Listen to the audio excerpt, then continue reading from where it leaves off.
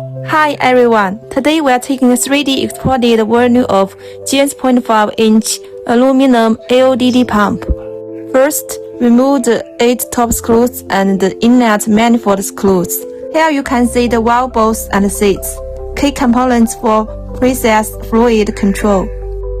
Next, remove the discharge manifold. Take out all screws. Now the ball sets and the fasteners underneath are exposed, giving a clear view of the pump's flow path. Step 3. Open the side chambers. This reveals the wet end and dry end components.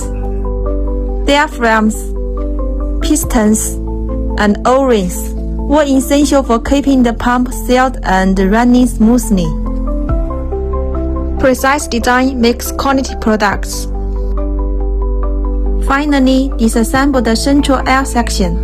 Now you can see the complete internal layout, including the pneumatic mechanism that drives the diaphragms.